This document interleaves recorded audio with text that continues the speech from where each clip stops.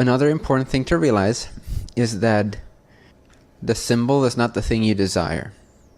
So let's say I suddenly have this desire for this awesome boat. Whatever, I want to buy a boat.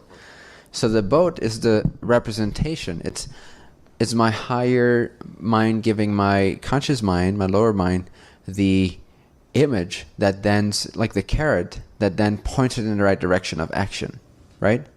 So the higher self, in a sense, it wants to go in a certain direction. It wants you to follow the breadcrumb trail of your joy, one breadcrumb at a time. It's not a line.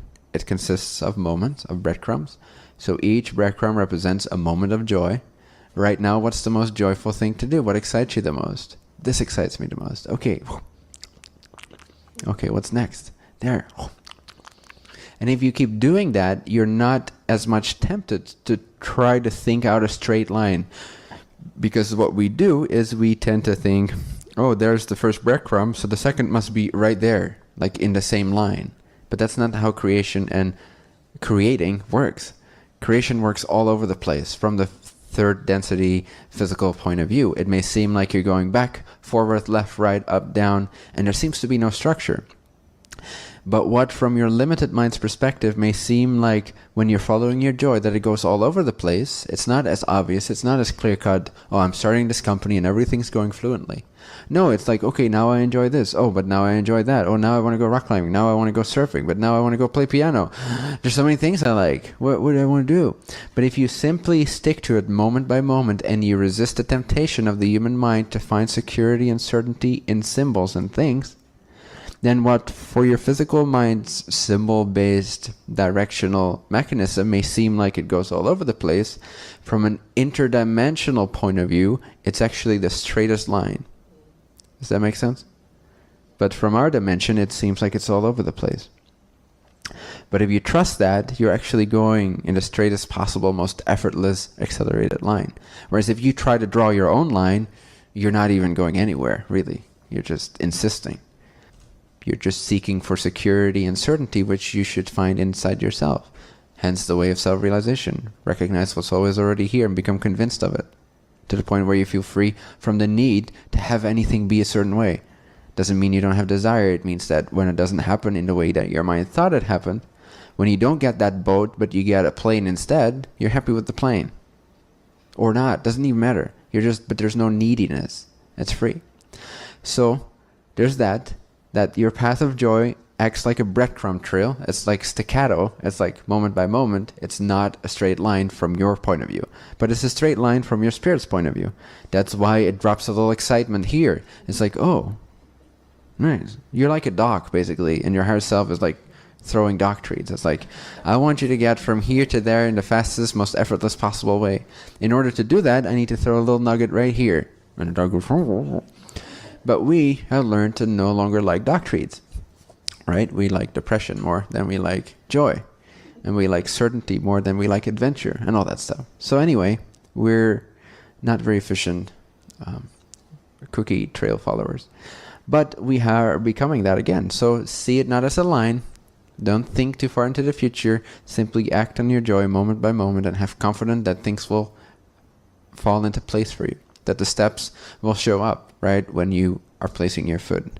Don't first wait for the step to be there. Just place the step and the foothold or whatever. The pavement will appear. The path will appear. Just that. Another thing is, which I started to tap into, is that it's about your frequency. It's not about the thing. So again, let's say that I desire a boat. It's just my higher self's way of letting me know what direction to go into. For example, go look at boat magazines, go compare boats, go see what you can do to generate that, go see where you want to live maybe because there's a big lake there. So through your passion for boats, maybe all it wanted to do is move you to a different geographical location on planet Earth. For whatever other reason, maybe there you're meant to find a partner that you learn a lot from for the next 2 years, and you find this whole different job that you wouldn't find where you are present right now. And all you thought, or all you could perceive from your physical mind's point of view is, I want a boat. That's all you knew. Dock treat.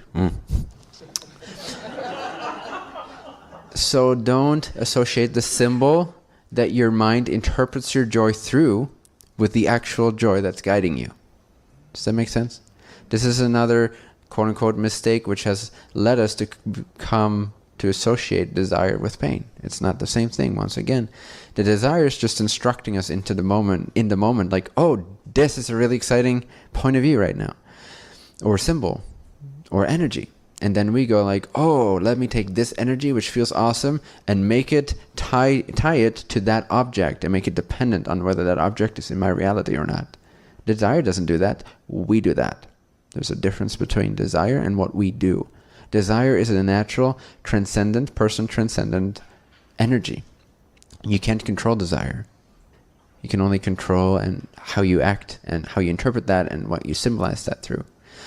So, when I get a new vision, I immediately realize as my mind comes up with the representations of that new energy, symbols for that new energy, whether it's things of physical nature, relational nature, spiritual nature, locational nature, time allocation nature, whatever it is, whenever something excites me, I know I should simply act in that direction, but with absolutely no expectation of how it should start to appear.